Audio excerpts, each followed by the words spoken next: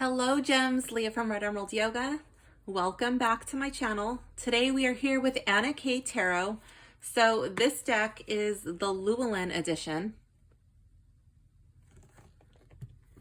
And this deck is the original deck produced by Anna K. So I had to order this one through her website.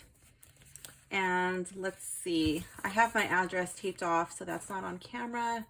Let me open this up. I've actually had this for a while and I was really excited about it and I had to wait for the right moment. I know that's really cheesy, but when I get really excited about a deck, it either falls into one of two categories. The first one is I open it immediately, or the second is it just sits there. It sits there for a long time and then I have to calm myself down and wait for like this right magical moment. And that's how this deck is. I was so excited and I wanted it to be just right when I opened it. Let's see. How does this box open? Does it open here? I'm gonna laugh if it opens that easy. Oh, there it is. Okay. Let's see. So this deck has been on my wish list, just this one, for a long time, and I just kept putting it on the back burner like, oh yeah, Anna K Tarot, it's old, whatever, I'll just get it later. And then it went out of print and I was like, oh crap, I need to hurry up and get it. And I was lucky to find this at a little hole in the wall metaphysical shop. It was already out of print and they sold it to me for the actual sticker price. $27.99, which is the actual listing price. So that made me really excited. Okay, this came from UPS. And so I don't know if this box got demolished from UPS. I had a call every day and complained that I was actually home and that the driver said, you know, I wasn't home again and again. And so when I actually got this box, it looked like the driver had put it on my patio and jumped on it. It was crazy. So I couldn't help but laugh, but I was like, you know what, whatever. I got my out of print deck.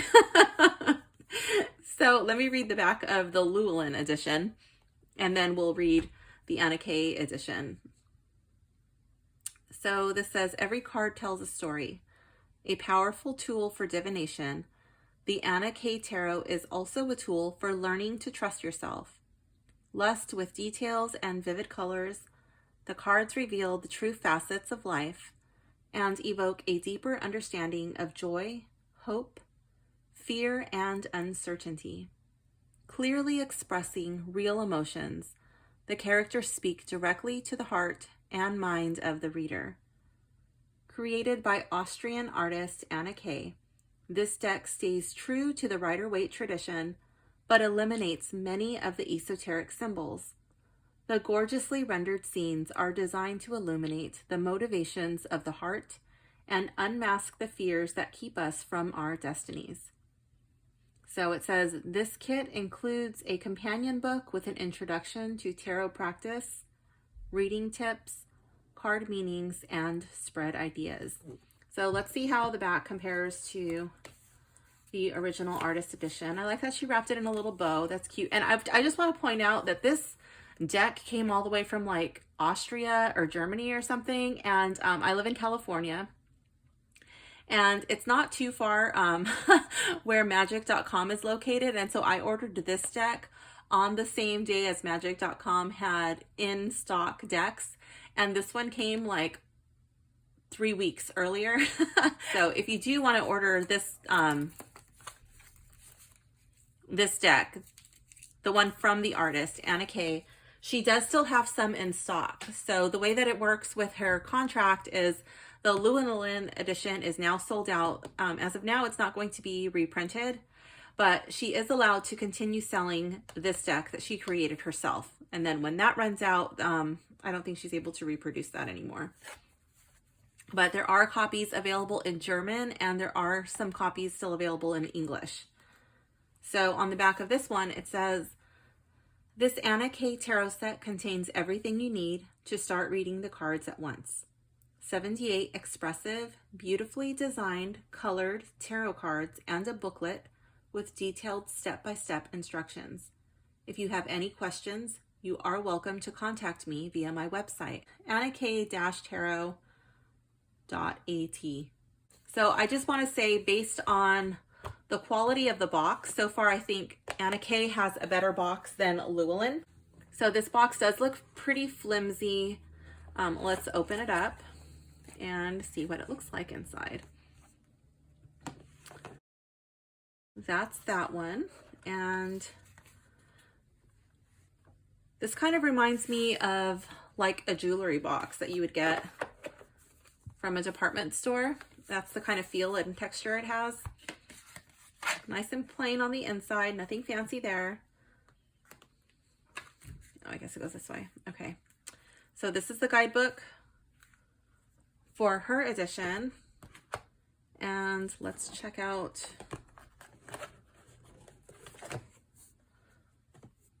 the guidebook here. So the guidebook for the Llewellyn edition looks to be like it's a better quality. Over here you have a color cover, but the inside is in black and white. So this is about the author. Anna K started reading and painting tarot cards at the age of 13. The first edition of the Anna K Tarot was published in December 2008, and she lives in Australia. Very cool.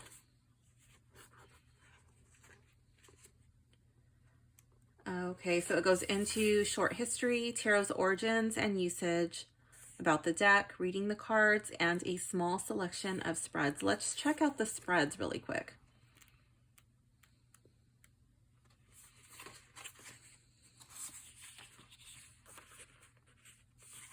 So we have the Essence card. It's like a tarot birth card. Okay. The Daily card, short and sweet. The Relationship or Friend spread. The Birthday or New Year's Eve spread. The Spread of Success, Systemic card reading. It doesn't use a certain spread, but requires you to design a spread intuitively and dynamically. Okay, so I like reading like that. I don't use it all the time, but it's something that I've become very comfortable doing. Okay, so that's cool. And then it looks like each card just gets a full-size photo and then a description. Let's check it out for some of the minors. The minors get just about the same amount of attention. Maybe a little less on some of them. But do any of the majors have shorter? No, I like how there's little spots here, so you could take your own notes, or you can do a little bit of, I don't know, journaling. Not really like a lot of journaling, but maybe you could like write something, your impressions. That's pretty cool. Okay, so now we're going through this backwards. I was just really excited to see the spreads. Okay, what tarot can do, what it can't do, respect for the cards, about the deck. Let's read about the deck, because this deck it's very different to me than other decks. This deck contains the 78 cards that are described in most available tarot books. In depicting their meanings, I kept quite close to the symbolism of the traditional depictions, example the Tower, but where I wanted to, I highlighted certain aspects of the card's meanings, more than the traditional descriptions do, example the Lovers and the World. Of course, with these cards, the descriptions of their meanings as given on the following pages also deviate a bit from the conventional ones. It is important to accept that there are no true or wrong interpretations of the cards, so mine are also just meant as a support, as a starting point. Reading the cards means putting part of yourself, of your own history into them. You too will soon begin to develop your own style and interpretations. Okay, and then it goes into the structure, the majors, the minors, the numbering system. It It goes into the suits.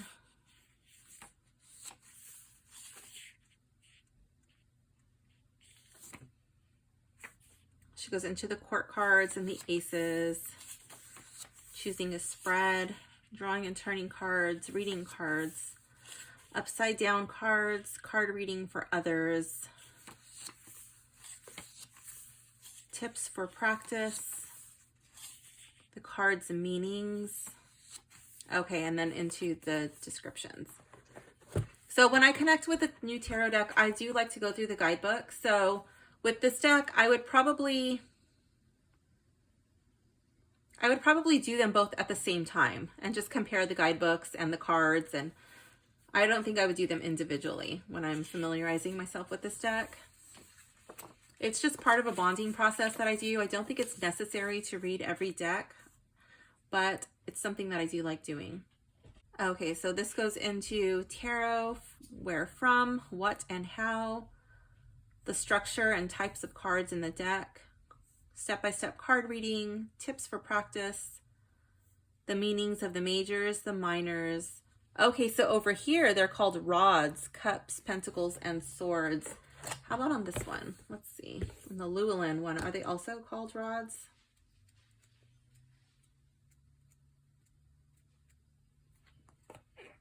Yes, they're also called rods here.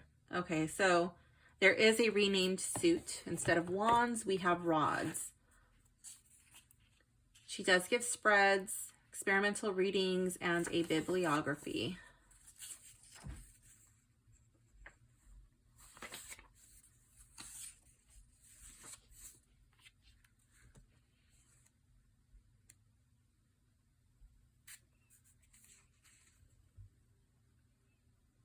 I like how she does address prejudice against your client. If you too quickly form an opinion about where the problems of your client come from, what they do wrong, you will be likely to impose card interpretations on them, which are hardly appropriate or helpful. The risk is especially big if you are very close to a client or if the relationship with them is full of tension. If you don't want to or can't politely turn down the request for a reading, at least stick strictly with the card's general meanings. Ask your client about how they think the general meanings apply to them best, and don't try to then talk them out of it, even if you think you know better.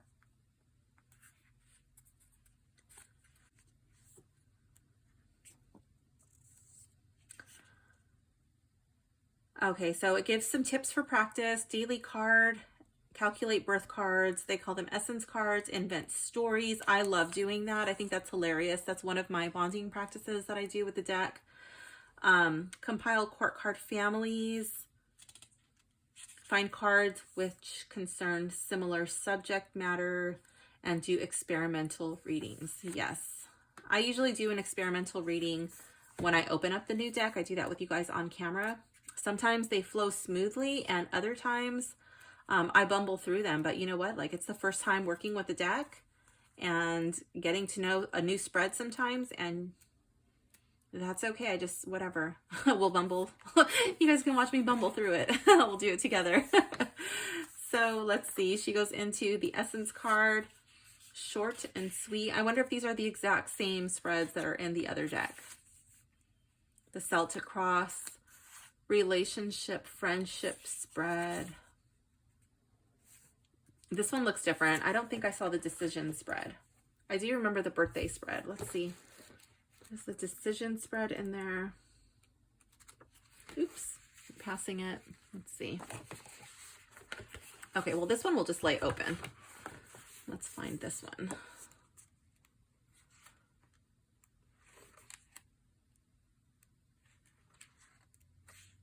No, so that's an extra, that's a different one, the decision spread. And then we have the birthday spread. I think that one's in here. Yeah, the birthday spread. Okay. And then, yeah, and then this one gives extra spreads that are not included in here. So that's cool. And then she goes into experimental readings.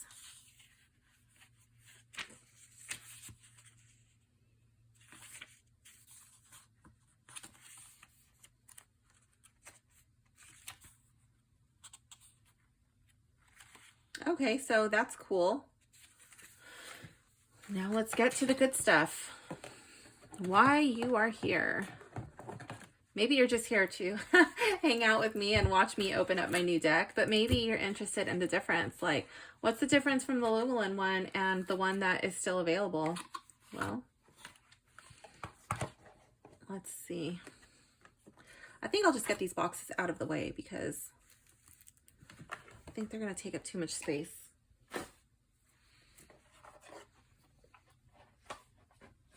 Okay.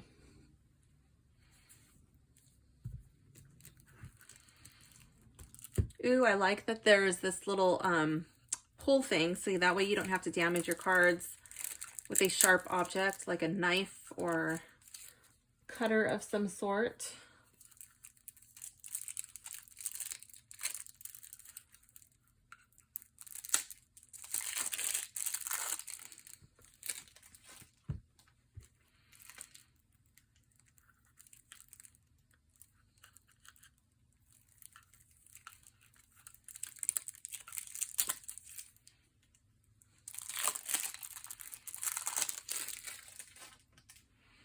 These are really cute. I wouldn't consider this a mini deck, but it is a much smaller size. Let's see how this one opens. I don't see a pull tab here. So I'm just looking for a weak spot. Oh, there it is. Maybe I don't need my knife in the shrink wrap. Let's see. Come on.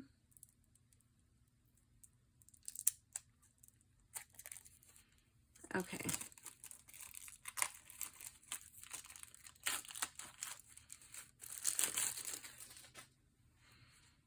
Okay, so although the box was damaged, this deck,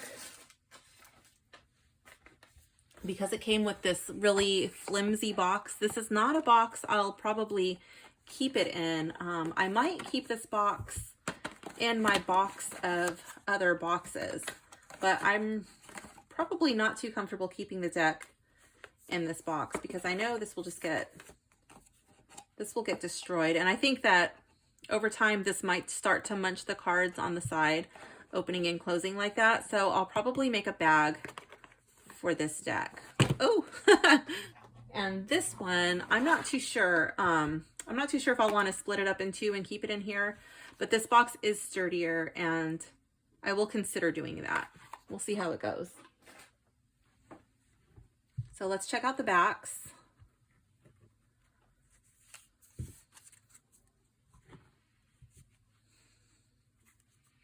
So they are the same image, but they are a different cardstock. So the Llewellyn one is printed brighter. It's a little bit lighter. Let me see. Let me stand up just to make sure we can see that. So this one's a matte cardstock and it came out darker because just like when you have the matte finish, the colors are a little bit more dull.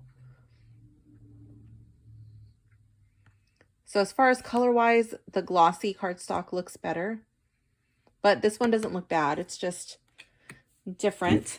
So these do not appear to be in order, and these kind of have like cutting issues. They are a pretty thin cardstock, and I could tell like it wasn't really that smooth, but it doesn't appear to be on all of them. It's just kind of like lifted a little bit right there. Let's check out the cutting on the rest of them though. Very nice cutting. I do have to say that these will probably shuffle really well though, because Llewellyn cards usually shuffle well right out of the box. So these don't look like they're in order. Let's see. It's just, okay, so I guess they are. These cards are a lot thicker. The ones from Anna Kay herself, these are a lot thicker than the Llewellyn edition. Okay, so let's take a look at these cards. I'll try to bring them in close so you can see. So we do have different borders. The text is easier to read on the Llewellyn edition.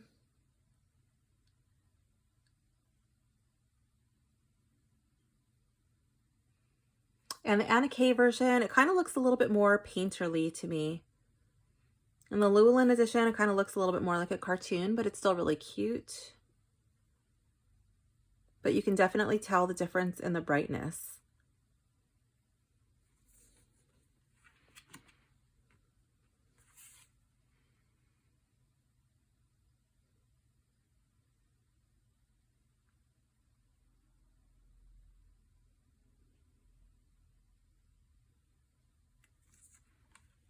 This is why I got both decks. I was like, you know what?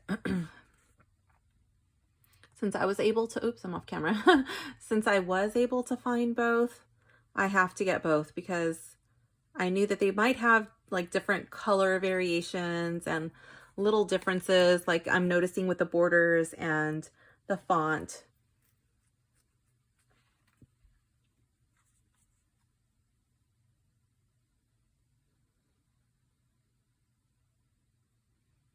So I didn't want to feel like I got cheated and not have a version that I ended up liking.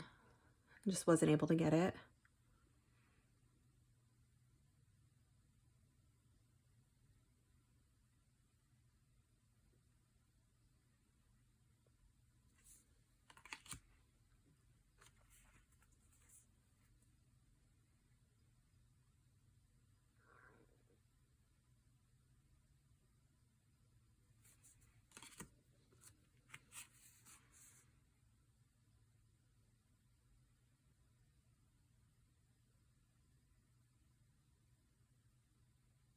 I do think Llewellyn did a good job bringing out the colors and really bringing out the artwork.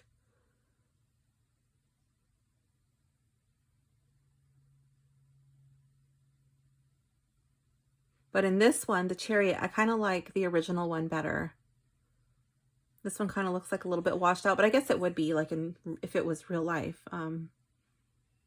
It would just be really bright, but I like the color in this one better.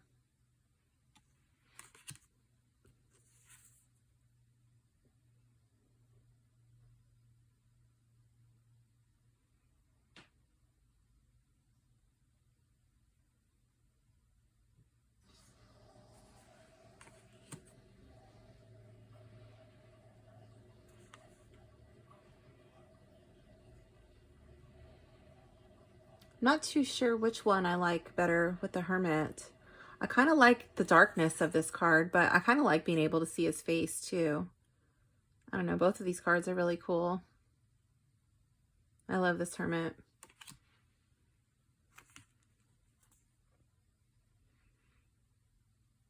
And this Wheel of Fortune, these people look like they're having a great time. This person, not so much. This person has fallen off the wheel. This person's like, wait, it's so fun when you're up on top. Like, let me back up there.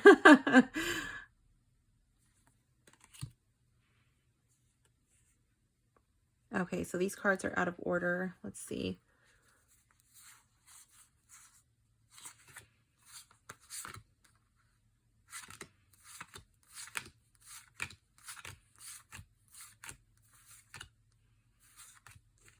Okay.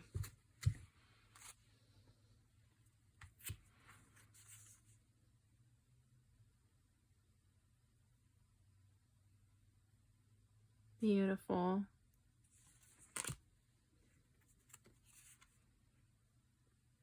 The Hanged Man. Oh my goodness. And it's raining. I love it. For the rain, I kind of like the darker one.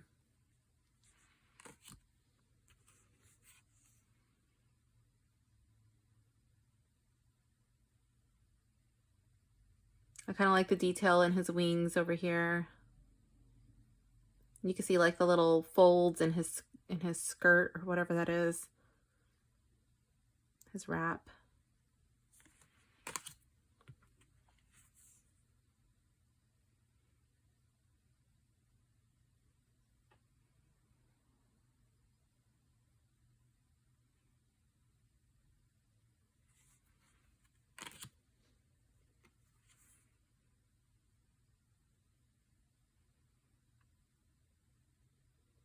Oh, wow. These people look like they're having a great time too.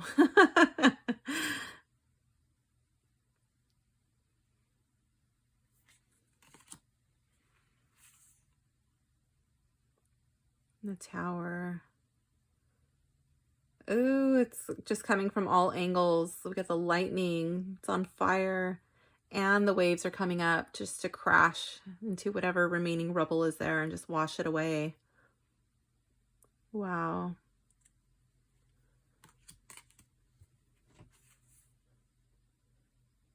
That's beautiful. I like the Llewellyn edition for the star.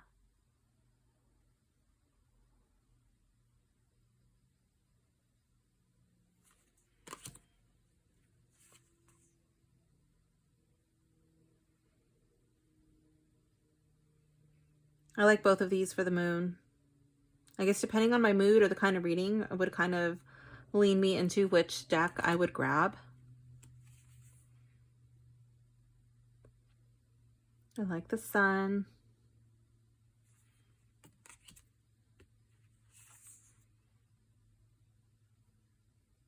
I like this Judgment card. It's a totally different vibe than the traditional Rider-Waite when they're in their coffins. This one looks like they're coming out of like a catacombs or something.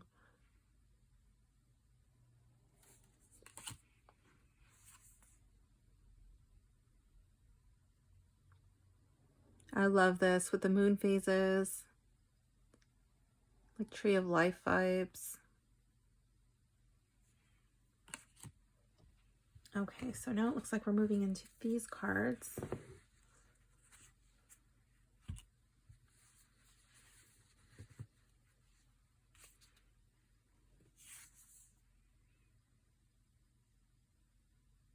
That's really cute.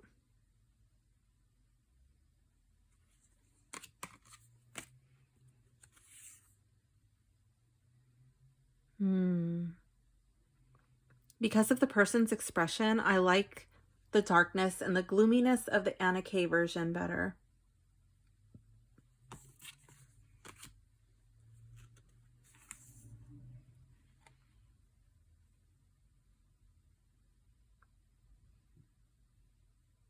I love his expression, even though you can only see just like a little sliver of his face. I love it. He just looks so hopeful, so enthusiastic.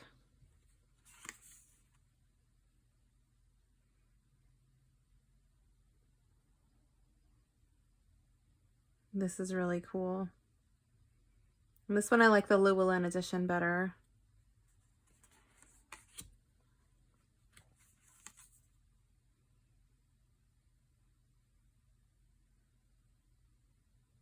I like both of these.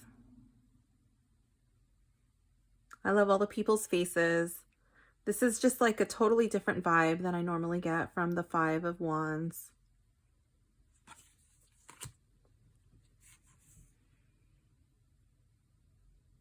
That's cool.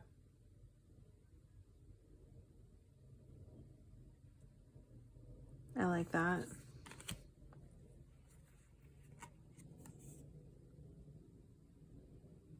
Ew, this looks much more serious than the Five. Because of the seriousness, I like the Anna K version better. It just looks a little bit more gritty to me.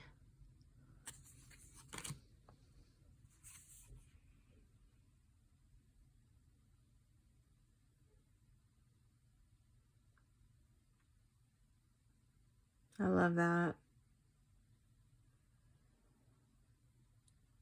I say good news travels fast.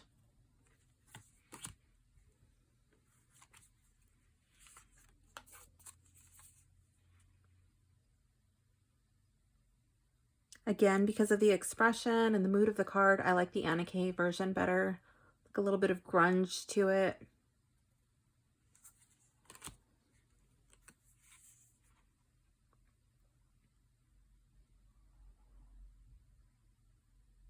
But in this one, I like the Llewellyn edition.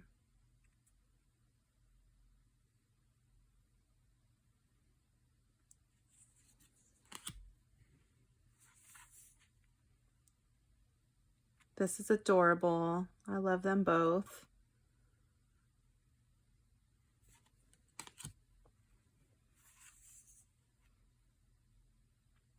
Very cool.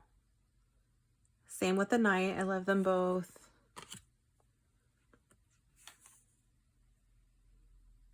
As for the queen, I kind of like the Llewellyn edition better.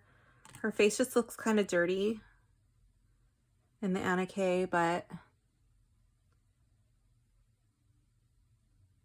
maybe she's working hard. I don't know. Maybe she was like doing a little bit of gardening in her fancy dress. Oh my gosh, I love him.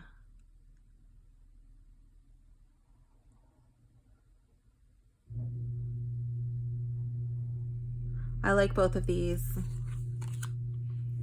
That noise is my downstairs neighbor's garage door. Oh, time to switch again. Okay, let's see.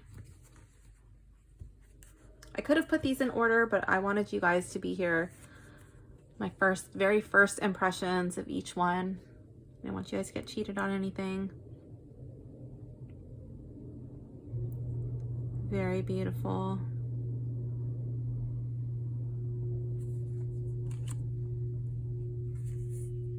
That's cute. I like how they're pulling the curtain closed, like they're gonna steal a quick kiss. And this one I like the Llewellyn edition better.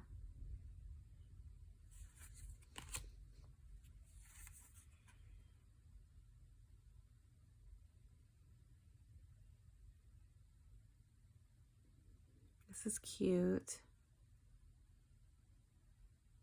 I like the Llewellyn edition better. You can see all the little details just a little bit better. I think if this deck was full, like standard tarot size, it would kind of like bring the card to life a little bit more, but that does not diminish my love for this deck. I still love them both.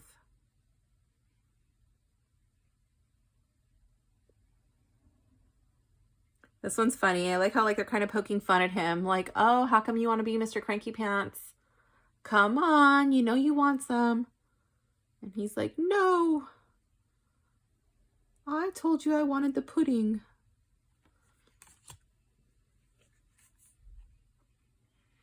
Five of Cups. I feel like this representation kind of sums up the mood of the Five of Cups a lot better. Just like with the storm clouds and the rain, and it's just raining on this person. There's no rain over here. Like if this person just picks up the cups and goes, like they'll come out of this stormy weather. But the person doesn't even realize it, that it's sunny behind them.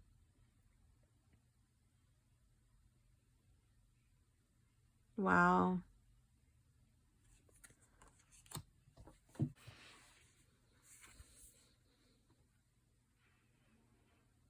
Oh my gosh, this is so cute.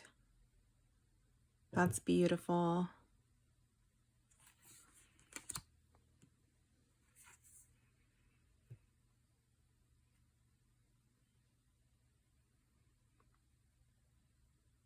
That's cool. Like, are these cups even there? Or are they kind of something that he's manifesting, that he's dreaming of, he's hoping, he's praying for? What is going on here?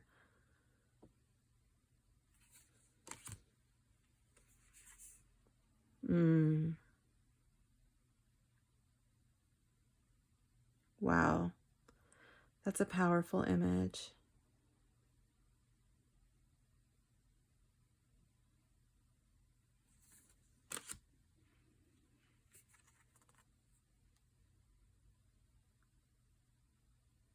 That's beautiful. I like them both, but I kind of feel like it comes to life a little bit more in the Llewellyn edition. But I still really love this one.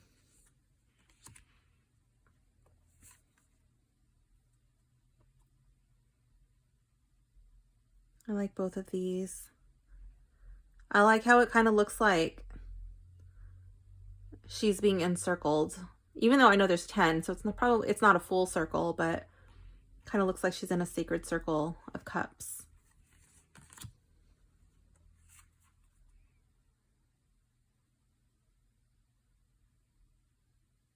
Very cute. I kind of like the Llewellyn edition better. I kind of like that it's all dark, you know, and it's only bright by the water.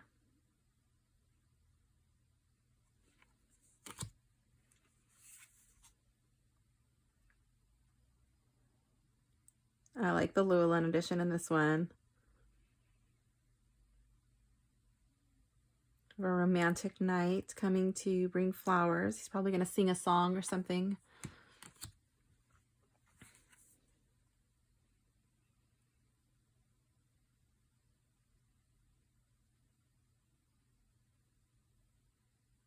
Interesting.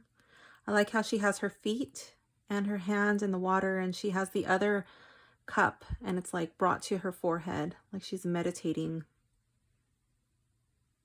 She's really sorting through her emotions, her feelings.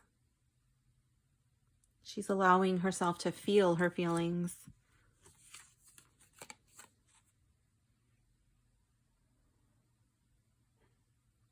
And I like the king being represented with the flowers.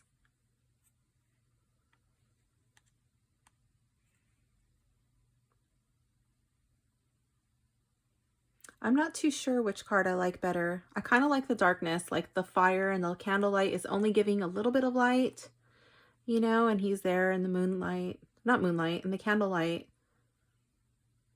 in the light of the fire, and he's reading, he's smiling.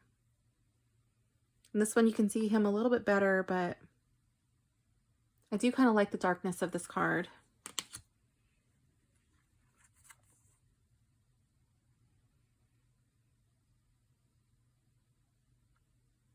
I love how she's just kicking back and she's dirty. She's burying her pentacles, kind of like she's planting them, hoping they take root and grow into more. Maybe saving them for a rainy day. I like both of these.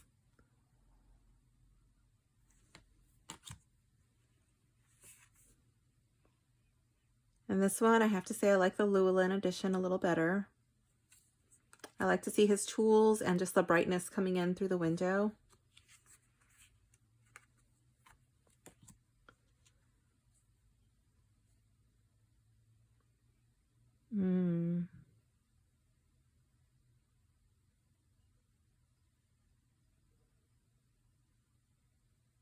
I like both of these cards.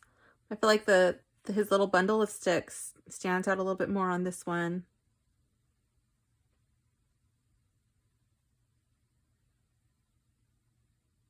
I like that she put people in here, and I love their expressions, including his.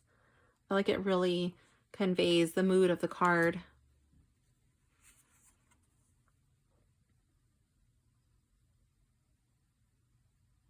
I feel like both of these are perfect.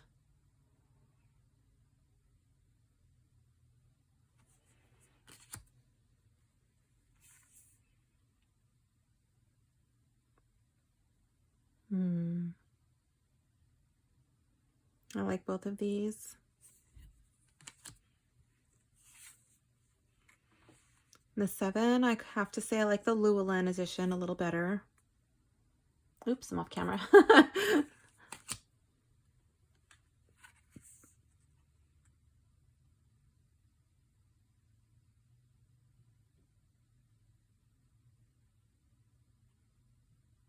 I like both of these.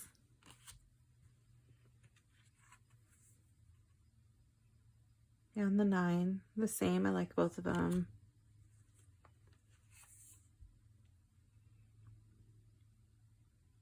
This is a cool card.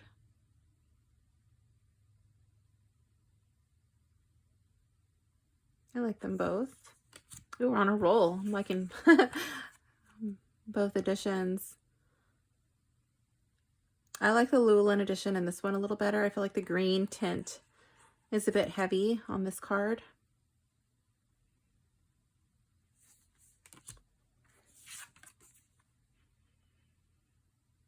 These are both cool.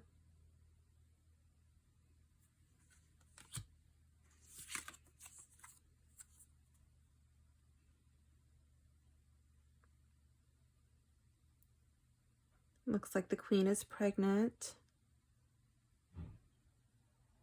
I like the Llewellyn edition a little better. I like to see what's in the baskets.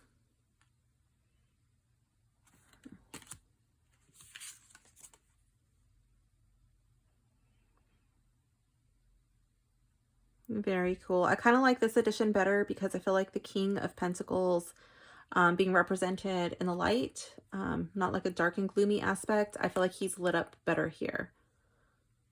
So I kind of like this card better. Okay. Let me scoot these over just a little bit. So just kind of, so the rest of the video is not off-centered.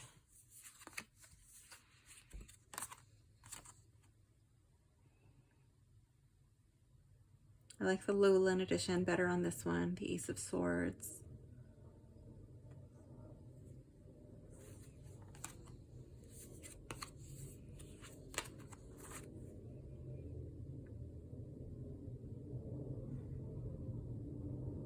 That's interesting and thought-provoking for sure. You can tell that the waters have come into the wall, like the halls or whatever this is. You can see the seashells and the sand. It's like these swords have been put here. Is it like to block? You don't want to face these emotions, these feelings. You don't want to think about that. It's like, will that hold it back? I don't know. Sea is pretty powerful.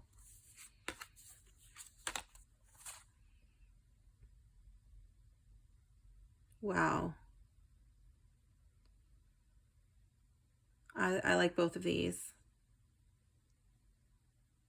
I feel like this, like the sadder cards, the darker cards, the grungier cards, I tend to like in the Anna K version better.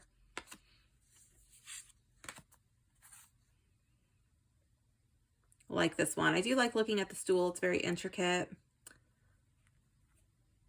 The carving work on the bed, but I do like the darkness of this card.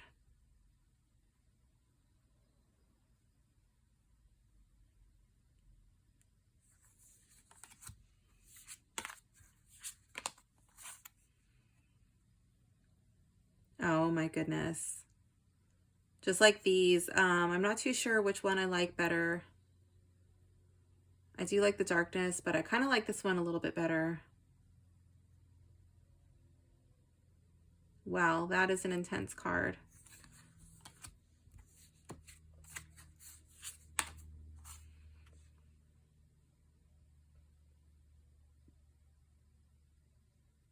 I like both of these.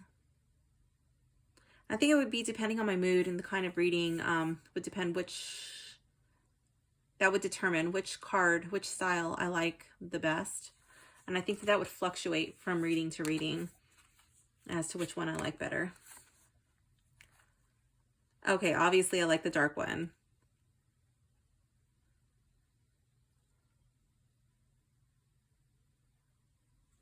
Just like sneaky little smile. Oh my goodness. He is up to no good.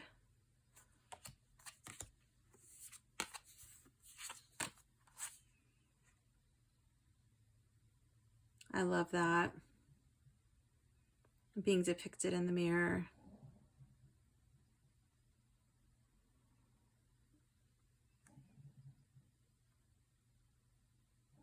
I think I like this one better. I don't know. I like them both.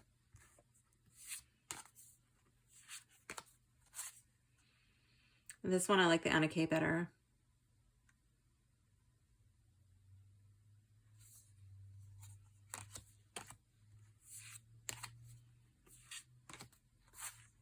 Same thing. I like the Anna K better.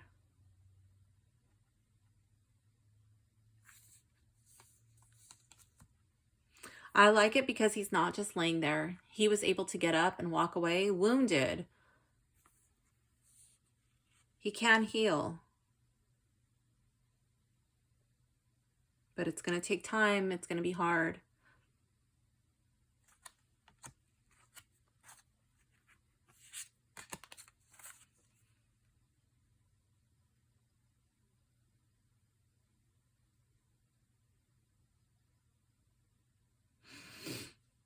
I'm not sure which one I like better.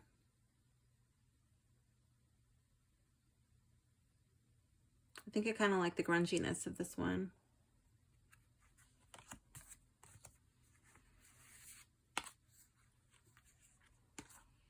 Okay, and this knight is way too cool. I definitely like the grunginess in this one, although I do like the purple of his robe, his tunic or his cape, you know, but I do like this one. Like, he's coming at night. This is on fire and he's coming to help.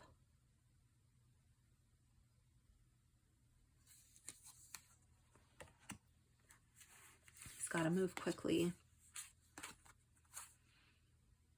The Queen of Swords.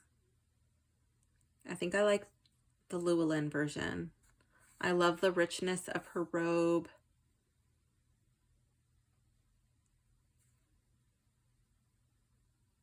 I just feel like it's a little bit, it just kind of pulls me in a little bit more, but I do like them both. But I do like this one better.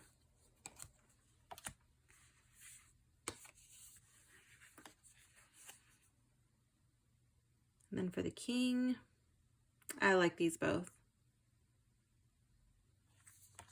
Okay, wow. I am excited. I've been looking at this deck, with these decks for many months, and I just kept putting it off and putting it off, like, no, not today. Okay, let's do a sniff test of the books and the deck. So the Llewellyn edition,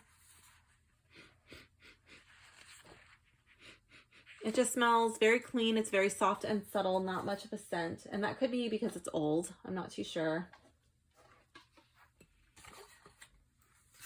The Anna K. Tarot Guidebook, let's see, from her self-published edition. There is a strongier, inky smell. This one smells like, it kind of smells like perfume. Like, it reminds me of like the perfume area when I used to go shopping with my grandma back in the 80s, in the department stores. That's what that book smells like. So I don't know if that was because Anna Kay like had to put them in the box herself. I'm not too sure. Maybe that's her perfume. I don't know, but it reminds me of department store perfume from the 80s.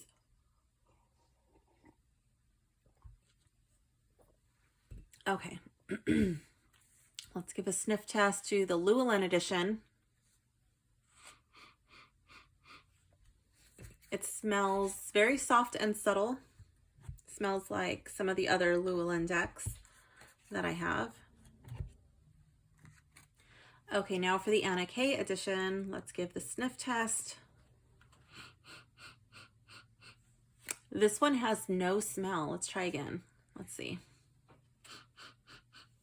No smell on this one. And that's probably because this deck is a lot older, but I don't know why the book smells so good. It smells like perfume.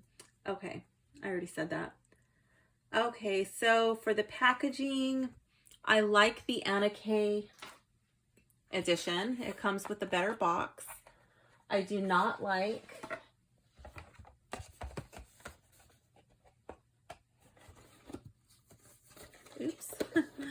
I do not like the Llewellyn edition box. I know that these boxes are not even really they're not done that often. So this is not even a thing really anymore. Llewellyn does a much better box now. But I do have another old deck, and it came in a similar box. So that'll be interesting to open up. It's a little different. But anyways, back to this deck. The durability and size of box, this one won't hold up. Like I said, I'm going to probably just keep that with my box of boxes. And the jury's still out on this one. This one is more durable. It reminds me of a jewelry box. And then I just don't know if I like how the cards are separated, because then I'm forced to lay it flat in my tarot shelf. And if I stand it up, the cards might like fall around and get messed up. So I'm not too sure. Time will tell how I store this one.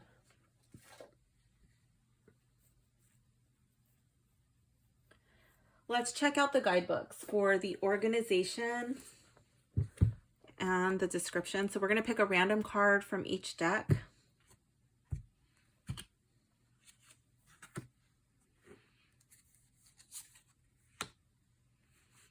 Okay.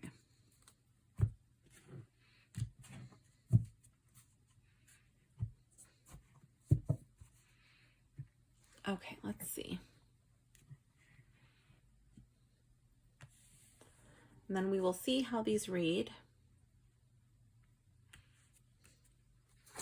So this is the Three of Pentacles in the Anna. So I do like how she puts little symbols in the corners to just quickly kind of let you know, without even having to look at the words, where you are. Okay, so for the Three of Pentacles, there's not too much information here. It's just this little snippet right here. So it says, the Three of Pentacles means that we have completed our apprenticeship and are ready to be a master. We have learned enough to work independently, to live or to love independently, and so on. It can also mean that we have passed an exam, that we have successfully managed a difficult situation, etc. But even though our pride in this is justified, we shouldn't forget there is always something new to learn. And it says, tip, compare this card to the Eight of Pentacles, the Three's predecessor. And then it gives you a space to put notes. So let's just do what the book says. Let's check it out.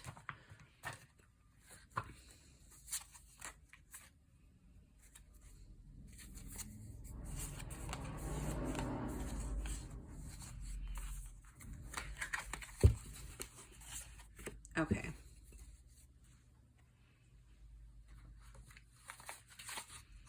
So it wants us to check out the 3 and the 8, and it's saying that the 8 is the 3's predecessor.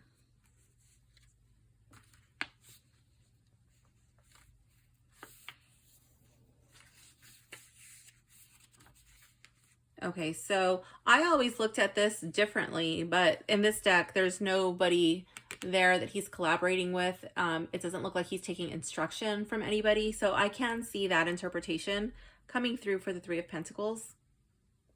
And in this one, there is somebody overseeing the work, studying it, like, I don't know, does this apprentice, does he pass the test? So I can definitely see that. So for the Eight of Pentacles, it says, means that we are in a situation of learning, of apprenticeship. We are still in need of guidance. The card warns of overestimating our capabilities, demands humility, and asks us to accept help. On a different level, Eight of Pentacles can mean the beginning of a project that is going to require a lot of time and patience in order to be successful in the end. And then it says, tip, compare this to the Three of Pentacles, the 8th successor. So that's cool. All right, let's check out the Nine of Cups in the Llewellyn edition and see how that reads.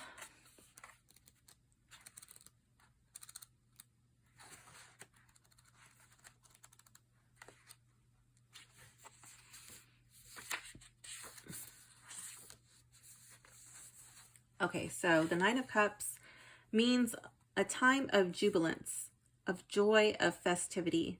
It is a time of conviviality, of friendship, and carefree ease. This is a beautiful card that only contains the tiniest warning not to fall into irresponsible excess. And then it has a tip.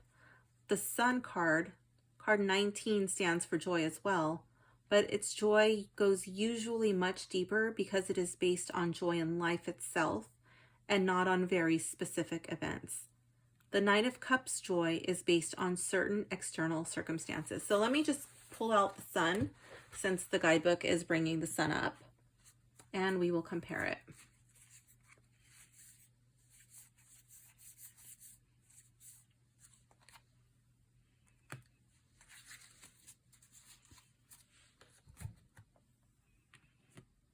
So here we have joy, a joyous event, and it definitely looks like a specific event. It looks like a wedding, perhaps a quinceañera, or anyways, it looks like maybe a birthday, probably a wedding though.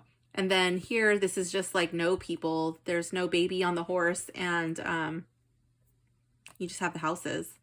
So I definitely see that coming through in the cards. Just being content, happy with life, the way things are.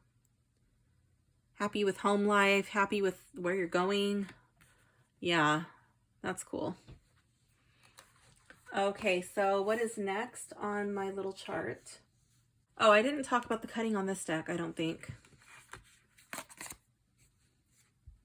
Did I? I have no idea. Okay, so the cutting is really nice on this deck. There is one card here that has like a little bit of bend. Like it's like a little bit of edge wear in 2 spots. That could be from the cutting. That could be actually one more spot. So these edges, I do believe that these edges will get damaged in time. This might be a deck that I choose to edge at some point. I do expect that this deck will become worn and used, but I think it's a really cool deck. I'm still glad I purchased it. I don't care about the edge wear. It's just one that I wanted to have in my collection, and I just thought that I would always be able to get it. And I'm glad that I was reminded by my friend Becky, the Tarot Card Whisperer, to get this deck before it's sold out completely. One thing I do want to say is, like, if you do get this deck, because it comes in those boxes where it has like the 2 compartments side by side, I noticed that this does that a lot. It's probably from the way that it lays, and with use they kind of even out, but it'll probably even out a little bit better if I decide to keep this in a bag. I don't know how I'll store it yet, so I haven't made up my mind. Let's see how they shuffle. Ooh, this is a little difficult to shuffle. It's chunky because it's a little thick, and it's a smaller cardstock. So this one will be probably a little harder to shuffle until it breaks in. I want to be really careful with it because it's not a deck that's going to be around forever. Even though Anna Kay does have some decks still available, once they're gone, they're gone. She won't be able to sell those anymore. So I will want to be careful with these. I'll probably stick more to an overhand shuffle. I'm kind of afraid to bend this. This one is a lot more difficult to shuffle than I was originally anticipating. Let's check out the Llewellyn edition. You know what? I'm wondering if this one gets thumbprints. Let's see. It does have some thumbprints, but it's actually a lot more resistant than I thought it was going to be. I thought this was going to get really bad thumbprints, but it's not so bad. They are there, but it has a coating that prevents them, so that's nice. Let's see how these shuffle. Oh, look at that. You hear that? Super easy. Llewellyn decks are usually really easy to shuffle. Now, as to how the edge will hold up on this one, I'm not too sure. But these feel really nice in the hands to shuffle. Since I have the 2 decks, I might even do like this as my main deck and then the smaller deck as a clarifier, or if I'm going to be using a large spread right off the bat, I know it's going to be large, I might just opt to use the smaller cards. These are larger than a standard tarot size. Actually, let me grab a standard tarot size card so I can just show you. Okay, here we go. So this is a Tarot of the Renaissance card. So here is the size difference.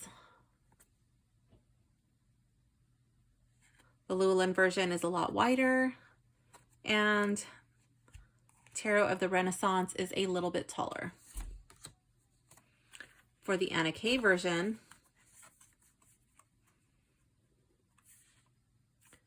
significantly shorter than a standard tarot size, and the width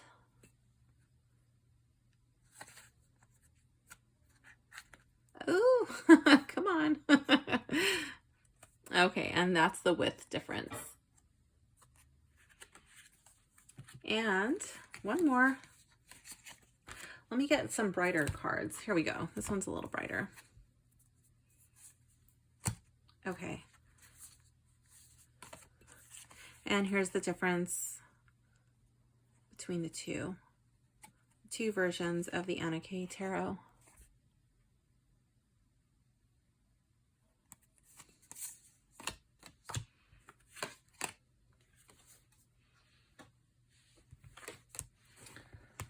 Okay, so let's choose my favorite card. I'm not going to do favorite card. Well, should I do favorite card from each deck? Already over an hour on filming. I think I'm just going to do my favorite. Well, whatever. We'll do my favorite from each deck.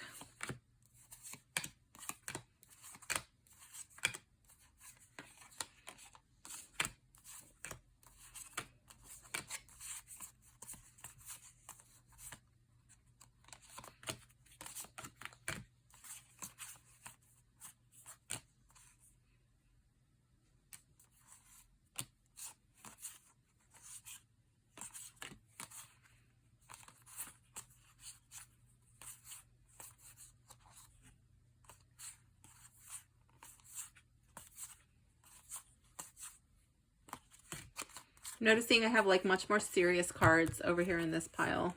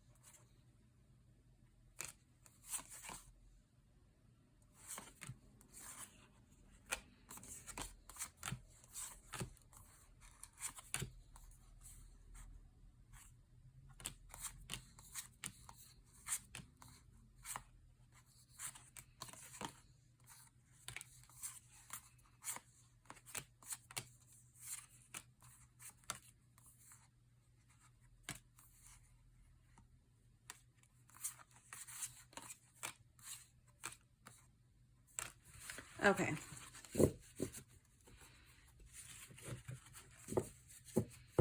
And let's check out this one. Let me turn these over just so I can maybe forget which ones I have. And then it'll be interesting to see if I have the same cards show up, because I'm going to be judging these individually.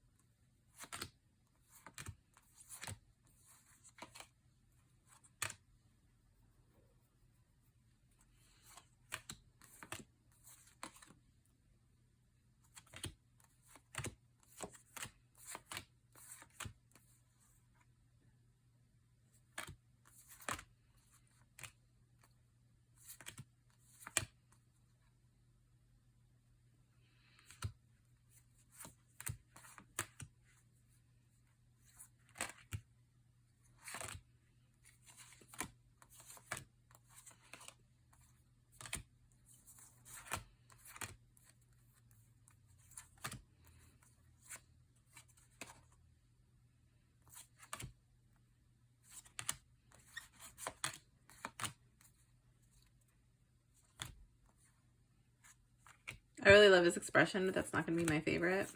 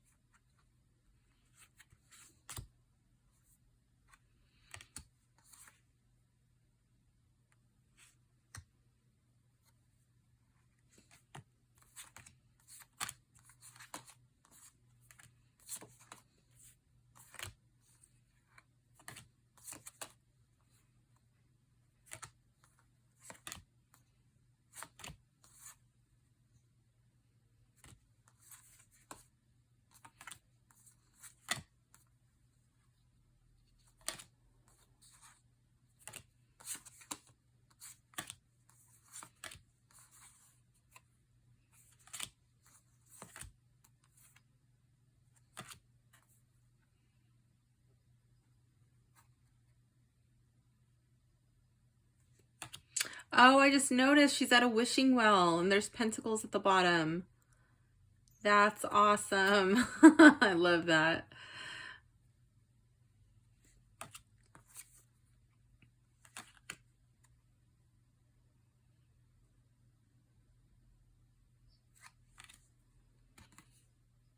I love his fist raised in the air. Like, is he doing a battle cry? Is he doing a cry of victory? What is going on? Oh my gosh, I have so many cards in this favorites pile.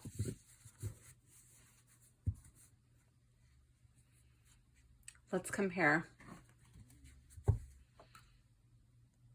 Okay, so I have more cards in the favorites than I do non-favorites. In the Llewellyn version and in the Anna Kay version, I have more cards in the non-favorites than the favorites. So I think it's safe to say that I do prefer the Llewellyn edition as opposed to the Anna Kay edition. Just based on how many favorites I chose. Okay, let's do the Llewellyn one first, and then we'll do the Anna Kay Llewellyn edition. Let's see. I am going to put these all right side up so I can get a really good look at them, because it's a little bit more difficult to make sense of them when they're upside down. I wonder if I can get 3 rows in here. Yes, I can. Okay. Let's see how many of these we can fit. I'll try to get as many on here as I can.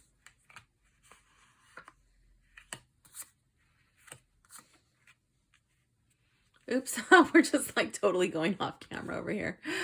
Okay. I do have to say that I'm not sure if I like the writing on the Anna Kay version or not. It doesn't interfere with the card, that's for sure. So once you're familiar with the cards, it doesn't really distract you. But if you were a beginner, or if you're trying to do a video or photo reading for a client, the client might actually want that there. Maybe they don't. I guess it depends on your client. So that could be a pro and a con, and it would probably be different depending on who is getting the reading done. Like, who's it for? Who's the sitter? So, okay. Let's start the elimination process.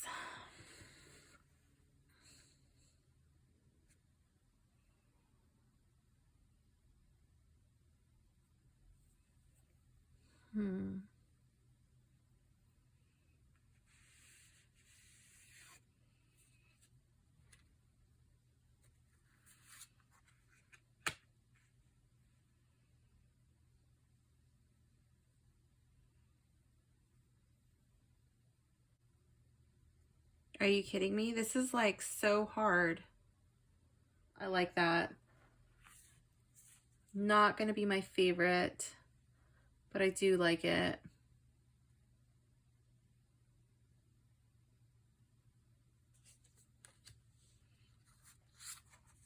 I have the Chariot in here. I think with the cards that are here, it's not going to be my favorite, but I do like how he's like riding off, like literally right into the sun. Kind of gives me like some Icarus vibes.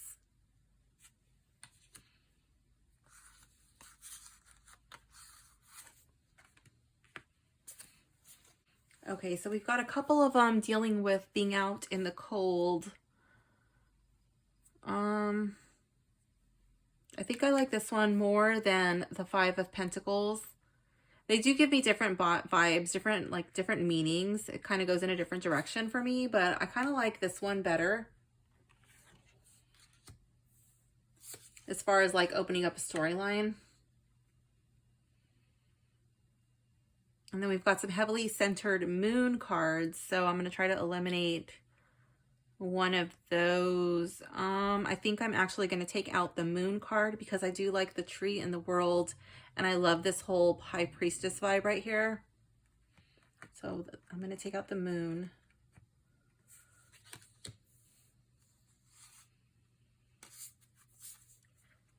And then let's see. I'm going to see if I can weed out some of these swords cards. I'm looking at the 9 of swords, the 10 of swords, and the 4 of swords. I think I'm going to take out the 9. Okay, so these are my final cards right here. I think I'm going to take out the 4 of swords. This definitely gives me a different vibe here than the other, like Rider-Waite gives me. This person looks sick. It's like a tincture right here. Definitely different.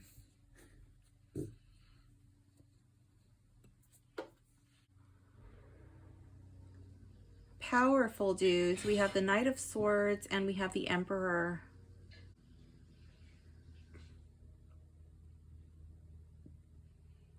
I do like the Emperor, but I think I'm going to have to go with the Knight of Swords.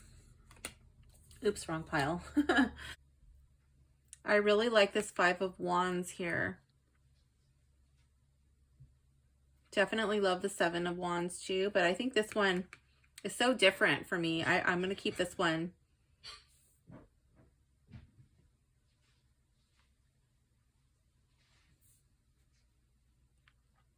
This one is just such a different vibe for me. I'm going to go with this one over this one.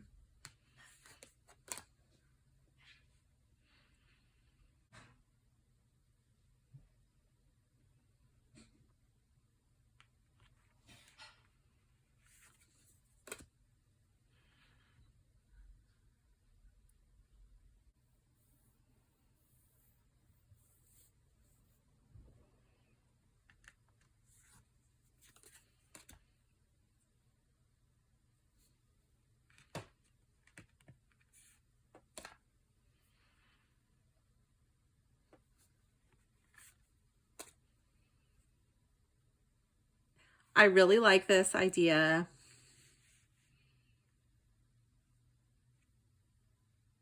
I'm going to take this out. Let's see.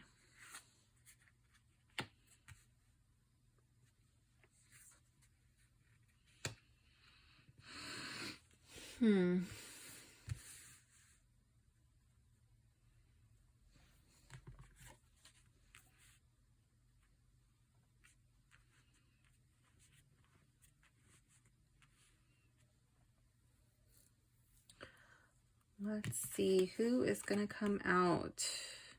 This is very similar to the Rider-Waite, although we lose the child. So I'm going to take this one out.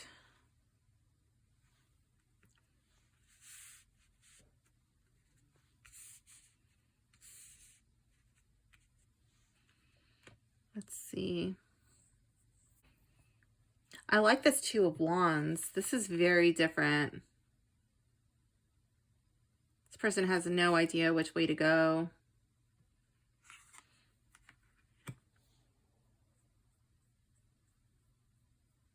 I think that's going to beat out this 5 of Cups here.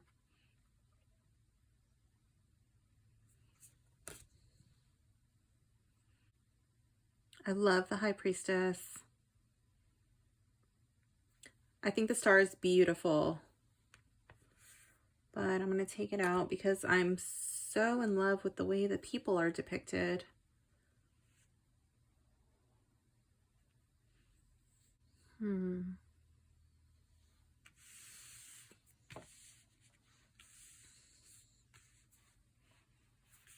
Let's see.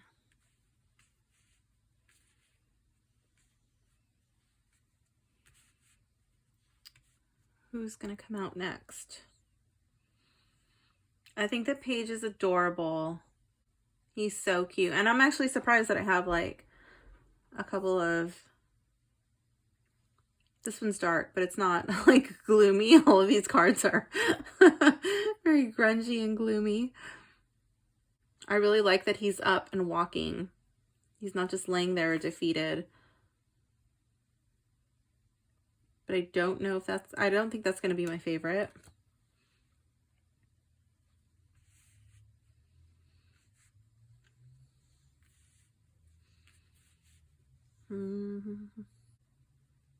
I think out of these two, I like how it's just like a friendly competition, but they both really want to win.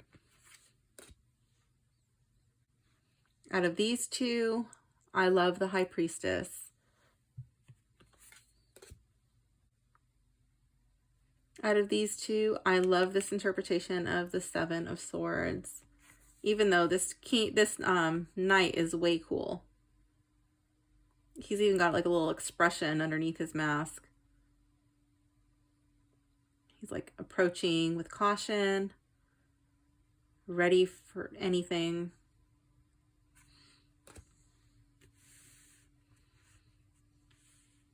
Okay, so out of these two, I think I'm going to go with the Five of Wands.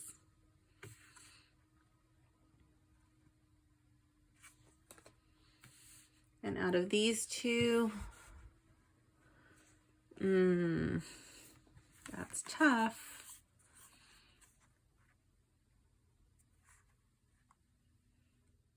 I think I'm going to go with the High Priestess. Okay. Let's see if we can fit more cards in here.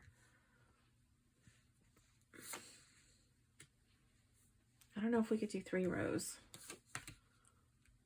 Can we? Yeah, we could do 3 rows. Scoot this out of the way. Obligatory tripod bump. Let's see.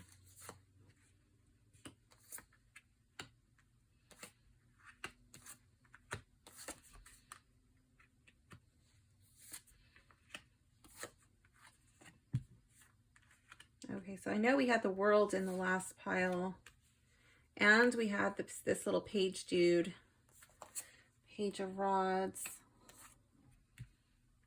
The Five of Cups made it in the last one.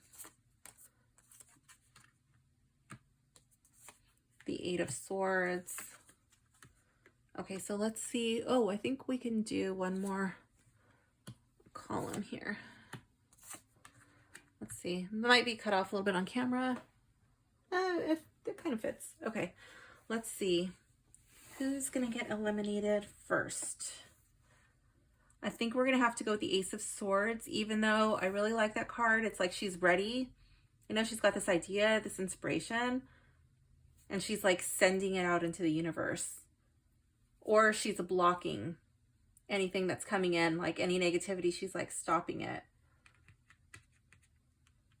So I do like that. That's really cool. But that one's going to go.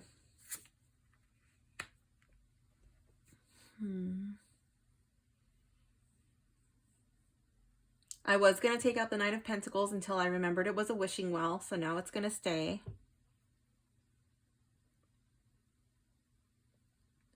I think the Queen of Swords is beautiful. This card kind of gives me really strong Narnia vibes. It's very cold there. And when that card is in the reverse, ooh, that card is really going to do some speaking. I love it. And how she's just clutching the blade.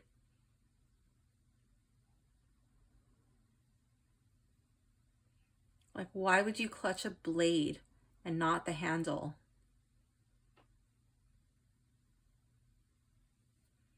Even that leaves open multiple different interpretations.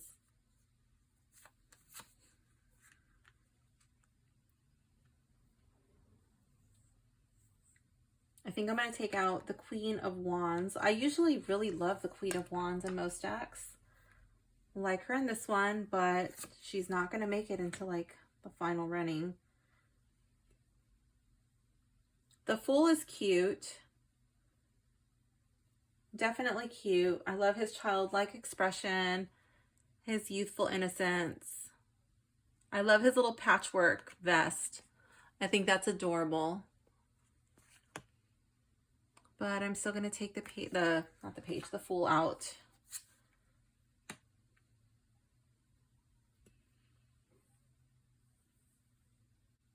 I think I'm going to take the King of Swords out.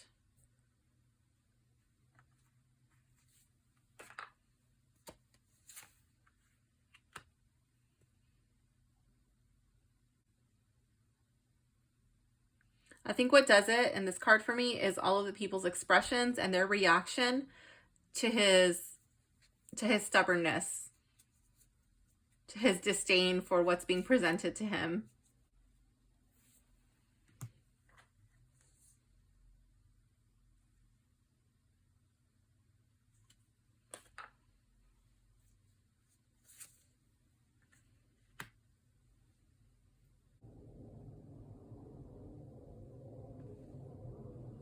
I love this king's look. His whole vibe he has going on. And I'm going to have to take him out.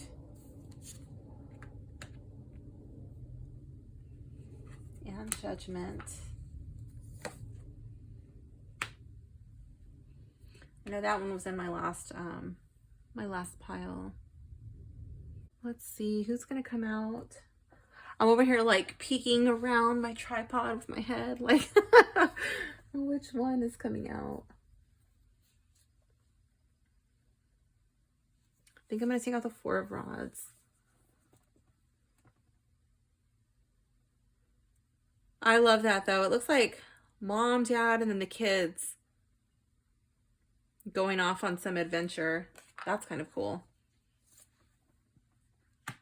I love this card. I think it's hilarious.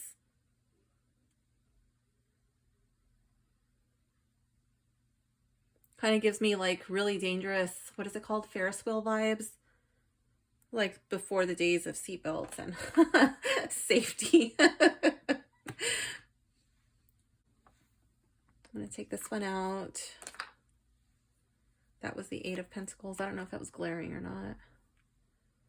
Do you like the King of Cups? Like, what are you reading? Is it a love story? Is it... I don't know. I want to know what he's reading.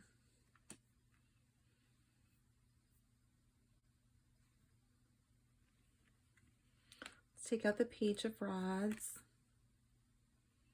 But I love how he's standing on a box, on top of another little box.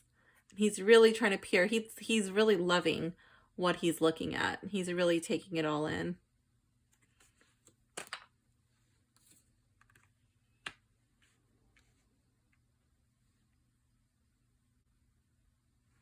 I'm going to take out the Knight of Cups because it has a very similar feeling to me.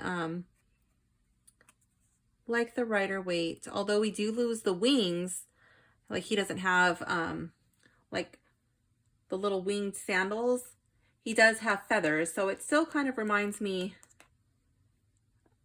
of feathers in a way, but it's different.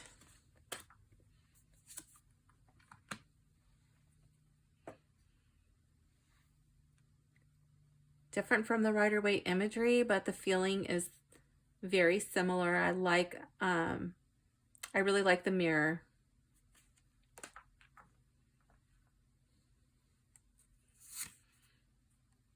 I do like the Tower. I don't think it's not gonna make it in my final running.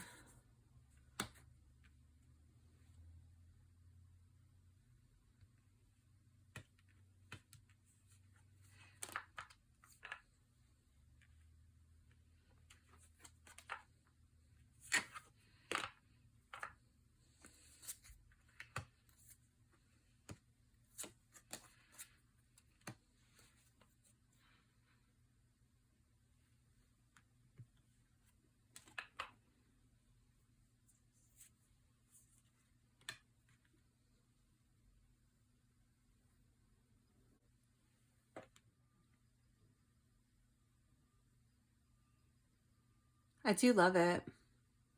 With all the birds and like she's spreading her arms, kind of like wings. Her dress is billowing in the wind. Very cute card.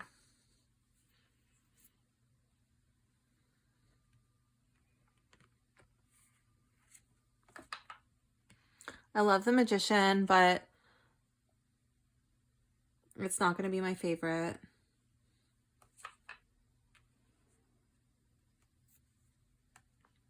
Okay, these are the final ones. Let's see.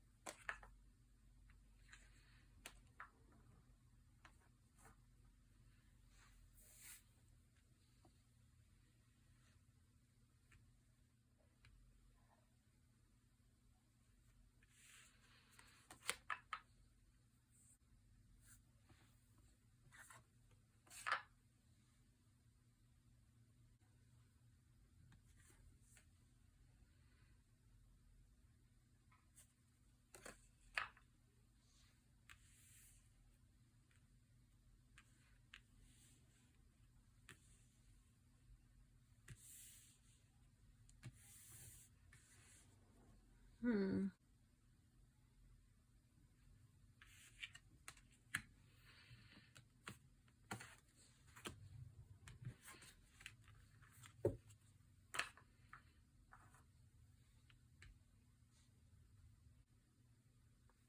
Wow, this is really hard.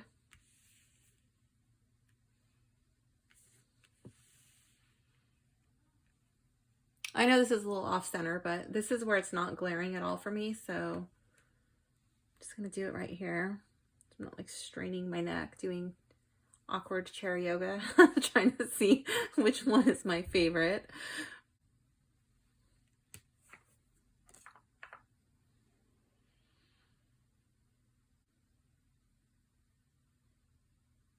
I love how they're not really poking too much fun at him, you know, but they're kind of lighthearted and they're lightening up the mood. And they're not really angry with him for being in his funk, whatever has brought this on. They're trying to lighten him up. They're trying to soften his edges. He's not amused, but they don't seem to be taking any offense to it. So this is a really cool card. I don't know if this is going to be my favorite. This one's such a powerful image.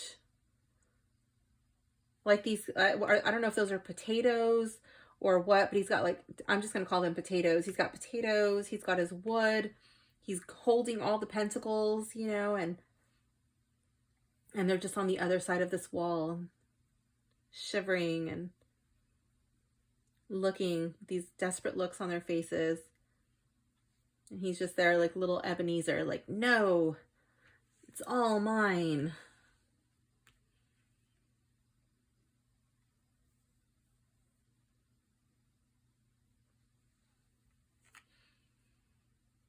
And this one, like, how are those swords supposed to stop these powerful waters from rushing in?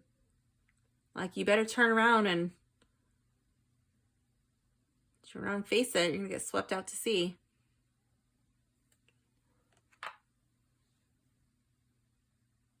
I love this, how he's just here on the podium, accepting his victory, his reward. You see his muscles. He's worked really hard to obtain whatever it is that he's accomplished. And everybody's there acknowledging him, being a witness to his life and his achievements.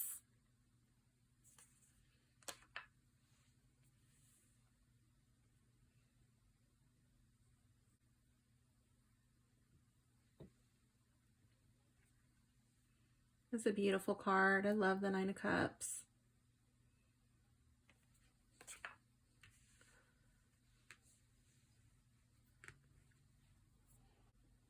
So these are my favorite 5 in this deck.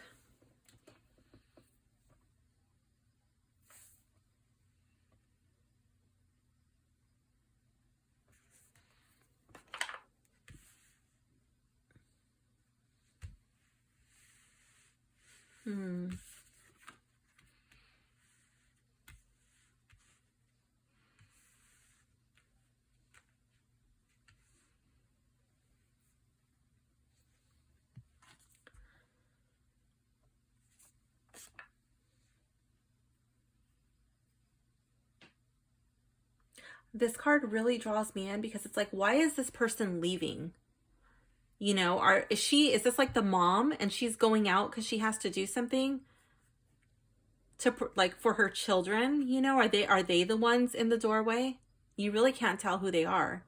Something's missing, and so she has to go out and find it.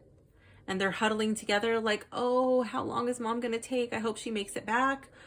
Or is that like her husband, her lover, you know, and he's got a new woman there and she's being cast out? Or like, what is the situation? Is she a caretaker? They don't need her services anymore, and so she's being sent out. She got fired. Like, what is the deal? What is going on here?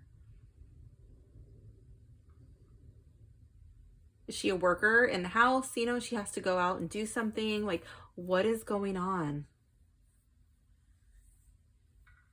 So many possibilities for this card.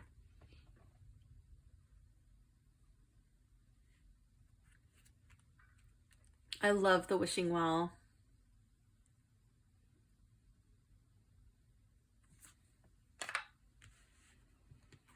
And these kids, oh my gosh. Their faces are so expressive. I just don't know which one I like better.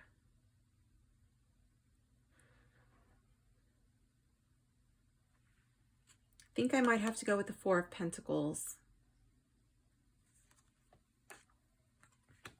Okay, so let's read these two cards. Let's see how they read for each book. So with the Anarchy, we're going to read the High Priestess.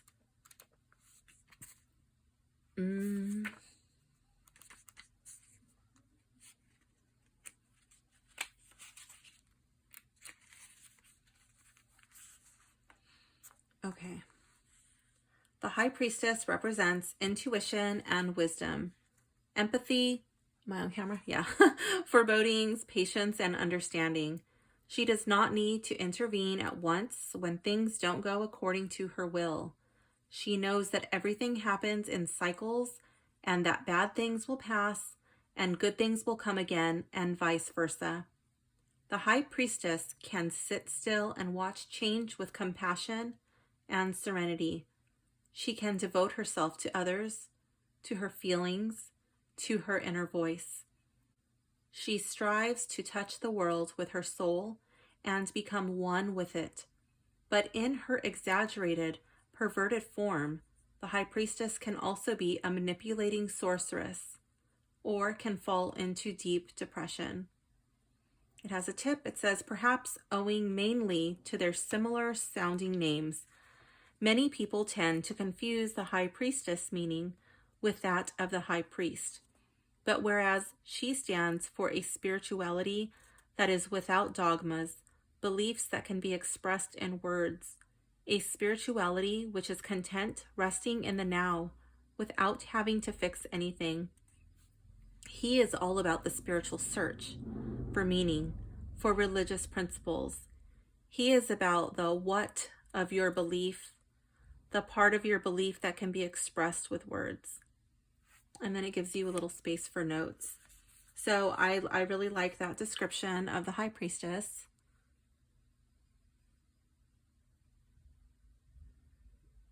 I love how dark the card is and how these roots growing around the tree, they just seem to go down so deep. Like they go into the center of the earth. They just go on forever.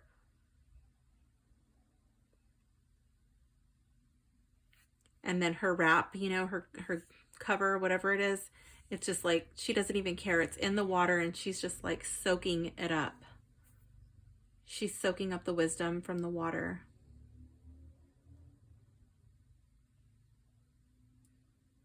She draws it up.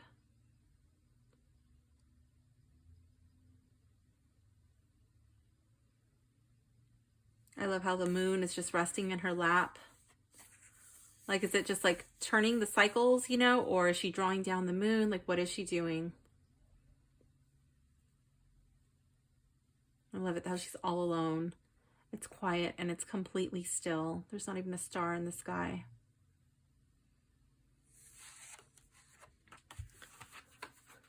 Okay, now we have the Four of Pentacles from the Llewellyn version. Okay, the Four of Pentacles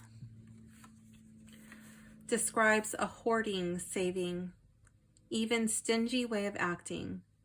The hoarding can be that of money or property, or also of holding on to convictions. Acting like this does make some sense if we know that times of insufficiency are coming. But in most cases, the Four of Pentacles means compulsiveness, stinginess, and greed, or holding fast to money or property, or the well-known because of an exorbitant need for security.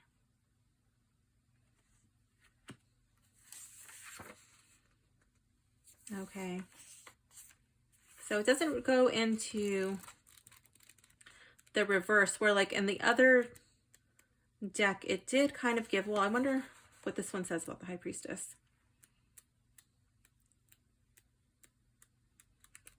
Let's see if it changes at all.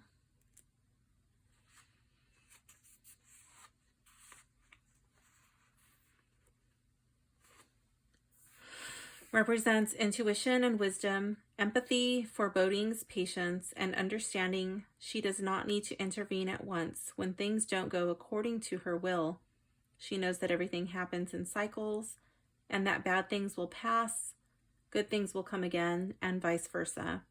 The High Priestess can sit still and watch with compassion and serenity. She can devote herself to others, to her feelings, and to her inner voice. She strives to touch the world with her soul and become one with it.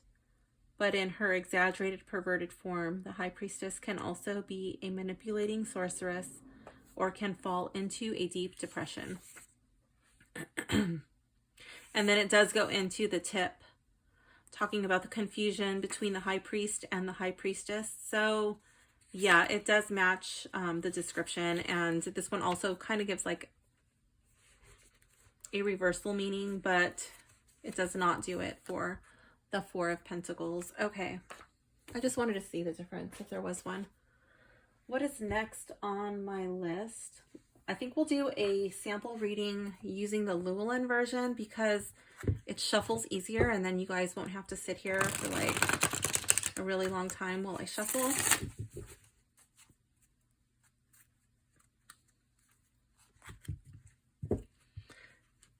So I'm looking at what else is on my list as I'm shuffling. Is it for newbies? Yes, I think this deck is for newbies. Either version I think would be for a newbie.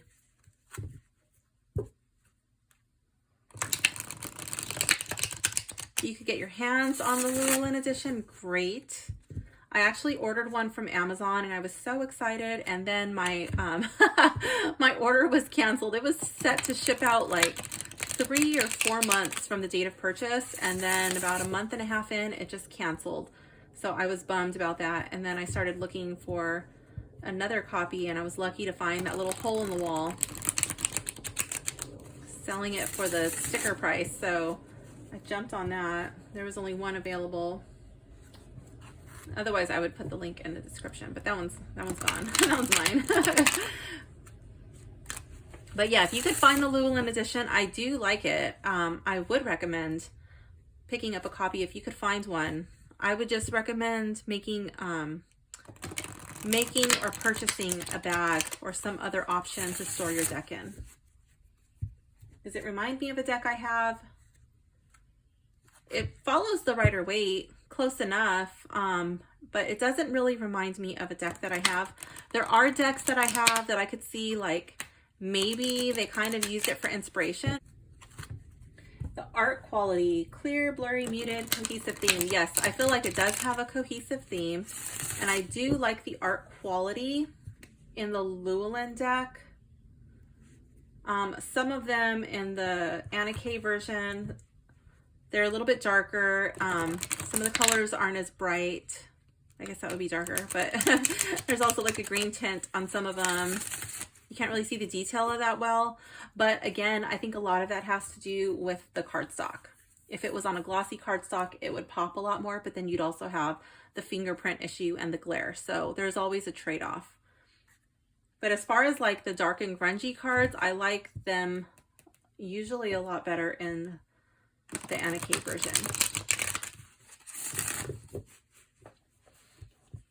Okay, so let's find a sample spread from the guidebook.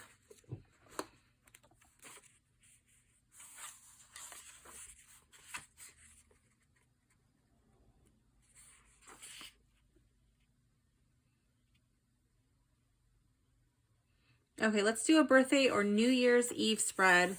We're just going to call this, I know it's December, but we're not going to do a New Year's Eve spread just yet. So we're going to call this a birthday spread. So this is just a sample reading. It's for nobody in particular, but if you happen to be watching this and it's your birthday, if it resonates, then by all means take it and run, but it doesn't have to be for you just because you're watching this and it's your birthday. It's not a personalized reading. Okay.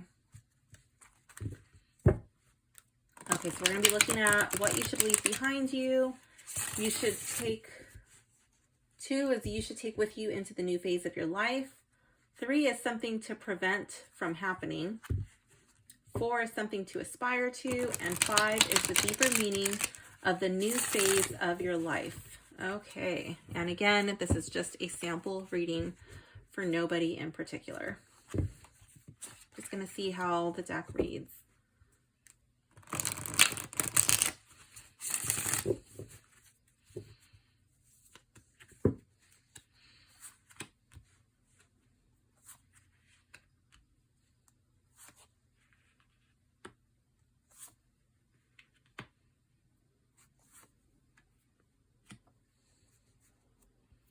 Okay, so I'm just going to put this here. Okay. All right, card 1. You should leave behind you the Queen of Swords. Oh my goodness. I know when I was going through this deck, I was talking about how cold it was. So I feel like this would be like very cut and dry. Saying things that probably cut both ways. Like the words are sharp, they're a bit harsh, but they're also hurting you. I feel like this would be being very cold, being very callous with your words.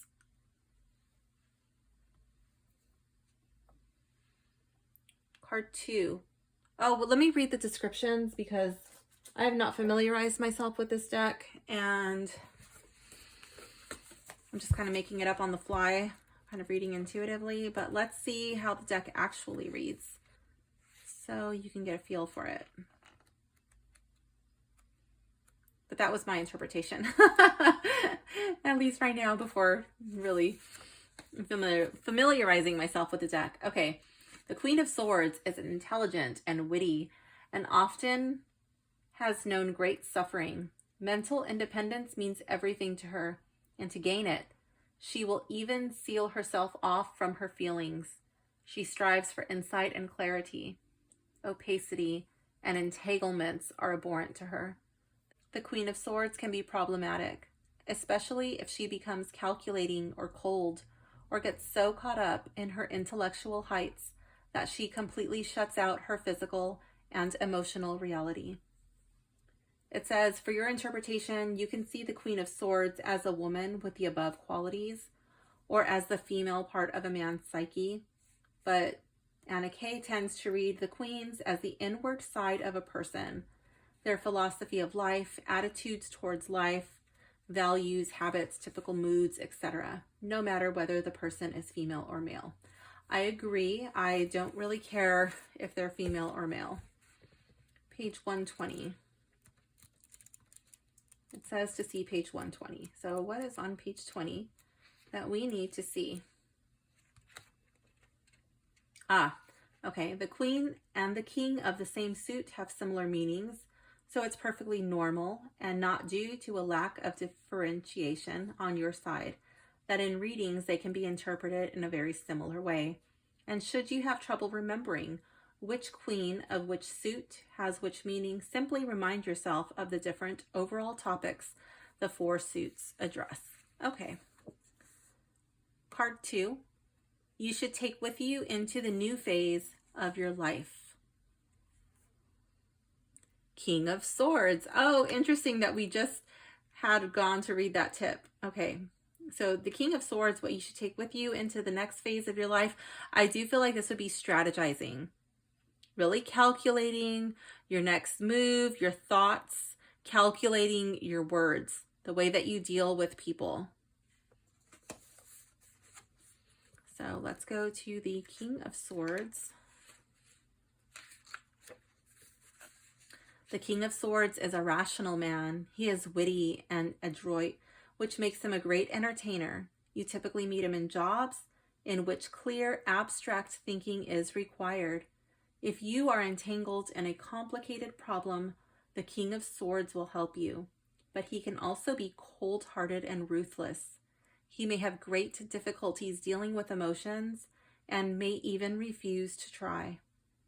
Also, he has an inclination towards perfectionism and inappropriate criticism. He often hurts people with his sharp tongue without even realizing it. And then it says the same thing again. For your interpretation, you can see the King of Swords as a man with the above qualities, or as the male part of a woman's psyche. But I tend to read the Kings as the outward side of a person. Their job, so it's not exactly the same. Typical ways of acting, the way their life is led, etc. No matter whether the person is male or female. And then it has a tip. Go to page 124. Let's see.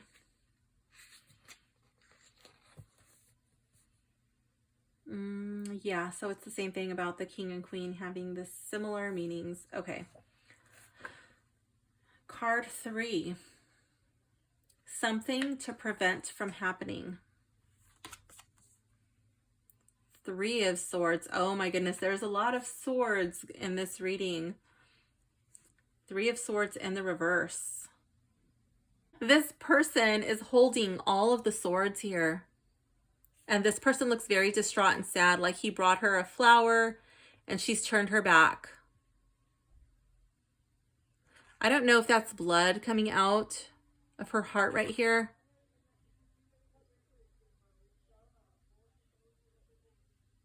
I'm not too sure what's going on in this card.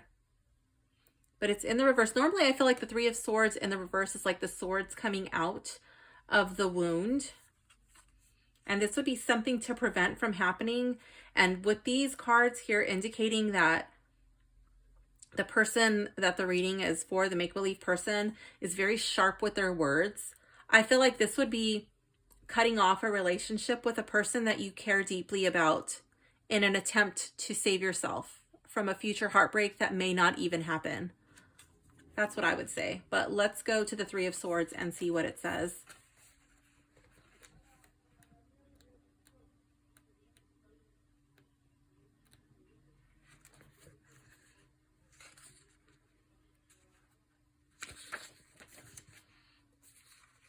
The 3 of Swords is often read as lovesickness, and this is indeed one of its meanings.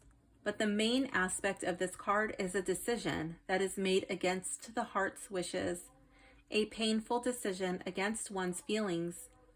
Such a decision against the heart can be the right step if our feelings want something that is harmful for us. But sometimes we make a decision against our heart's wishes because we are afraid of failure or of being hurt.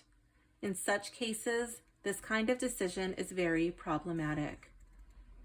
And then it has a tip. It says, like the 3 of Swords, the 2 of Swords is concerned with the topic of a head and heart decision.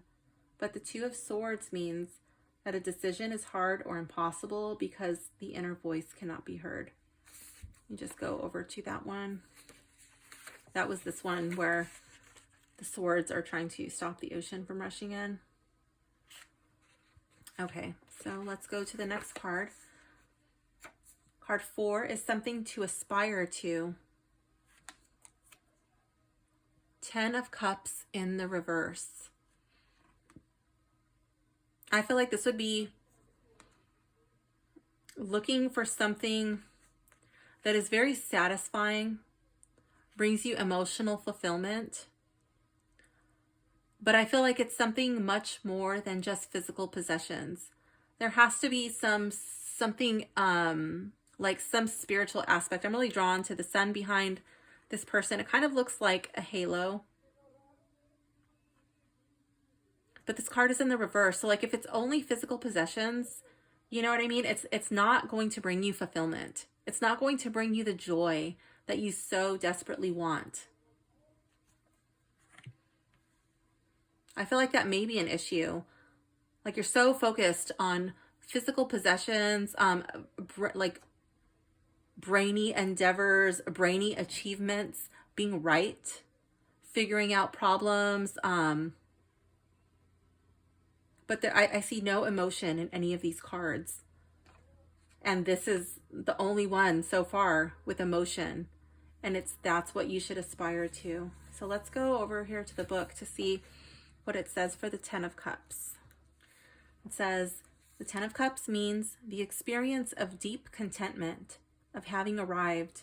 It can mean that we have completed an important stage of our development. We feel deep contentment, happiness, and harmony. Nothing is wanting. The only tiny warning of this card is that we can bathe for a while in this feeling of having arrived and of being contented, but it is very likely to pass again. New challenges wait for us. We have completed an important stage of our development. Sooner or later, it will be time to begin to tackle the next one. Okay, I can see that. But in this reading, I do feel like you need to pursue, you need to aspire to something that brings you happiness within. Card 5.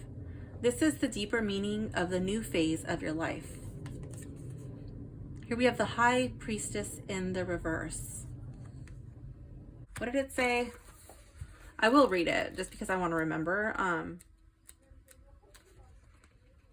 Manipulating sorceress that can fall into a deep depression. Okay, so the deeper meaning of the new phase of your life. So I'm just going to read it because that's what it came up, but I will pick another card. Knowing that everything happens in cycles and that bad things will pass. Good things will come again and vice versa. So the deeper meaning of the new phase of your life, I think this would be not getting so depressed or not becoming so manipulative when things don't go your way. So that's how I would interpret this card in this reading. But I want to get a different card because I don't want to read the same card. I want to give you a better idea of how the deck reads. So let's just pick this top one. So this will be the Eight of Cups. I haven't read that one. That was the Eight of Cups in the reverse.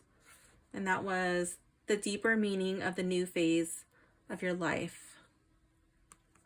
So I feel like this would be a coming home. Instead of leaving, that would be a coming home. Like realizing that what you left behind was actually the most important thing.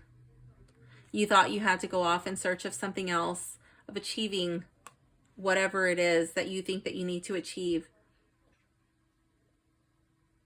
But in actuality, what you want is a deeper connection with the ones that you truly love. Let's see, the ones that were left behind. Let's go to the Eight of Cups and see how that reads. The Eight of Cups represents a departure full of wistfulness that nevertheless happens of our own free will. Mostly we depart because we have realized that it is time to walk a different path, our own path. It is time for us to be independent, to let go of old securities and convictions. So while this departure is connected with wistfulness and a heavy heart, staying would just confuse us and make true advancements impossible. Now, that would be if the card was in the upright, which this card is not. It's in the reverse. And it says, to avoid confusion, analyze the differences between this card and the Six of Swords, the Four of Rods, and 7. So I guess that's 4 and 7 of Rods. The Chariot. Or is that 7 the Chariot? Yeah, I don't really know. And 7 the Chariot. I don't know. All 3 of them stand for departures. Oh, well, 7 of Rods is not a departure. Okay, so 6 of Swords, 4 of Rods. Number 7, the Chariot. All 3 of them also stand for departures. But the departure described by the Six of Swords is an anxious departure into the unknown. It didn't happen voluntarily, but was caused and is accompanied by some kind of sorrow. The Four of Rods depicts a joyful departure, but it is not so much an adventure as a departure full of trust. There isn't as much at stake. The Chariot shows the archetype of the hero's departure. This departure is made for its own sake. Okay. Yeah, so I do feel like my interpretation of this card fits in with this reading. So what you should leave behind, being cold, being bitter, being very emotionally detached, and saying things that hurts others as well as yourself. What you should take with you into the new phase of your life is your ability to think, your ability to reason, to strategize, but you really have to think and plan out what it is you're going to say. You don't need to hurt others. You don't need to hurt yourself. Something to prevent from happening in the future, I feel like that would be causing heartache to others as well as yourself. I see that bleeding heart. I do think that's blood. I'm really drawn to how that came up with this card here. Like, I felt like she was hurting herself. Something to aspire to, finding joy, finding satisfaction in making these human connections. You have to have interaction with others. There has to be some sort of emotional connection. You have to find happiness, not only in by your wit and your accomplishments, by things that you have figured out, by your mental achievements, but also by making these connections with people. And this is the deeper meaning of the new phase of your life. I feel like that's coming full circle. Reaching out to those who you still love, who still love you. Making meaningful connection. That might be returning home. That might be making amends with a past lover, a past relationship that you had that you guys are still wanting to rekindle, but maybe like it was put on a back burner, or it was just discarded because you wanted to pursue higher education or a really intellectual career that's not bringing you satisfaction. Ooh, I love this deck. This is awesome. Okay, so that's how the deck reads. Who might like it? I think people who want a new interpretation, a new spin on the Rider-Waite. People who really want to feel like they're being drawn into the card. I like how so many of these cards give like a really close-up image, a different interpretation. They stir up new emotions. Who might not like it?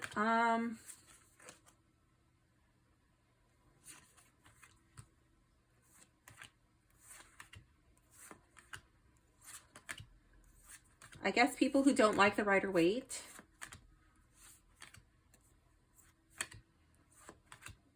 This deck doesn't have really heavy religious tones to it.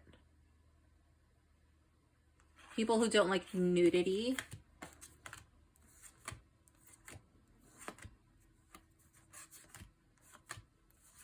People who don't want to see any blood.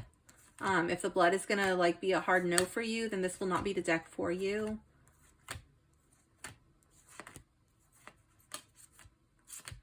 People who want a more modern theme on a deck, like if this is like a little old-fashioned, maybe you want like people like in modern clothes, then this would not be the deck for you. You don't want it to stray from the Rider-Waite. Yeah, this would not be the deck for you.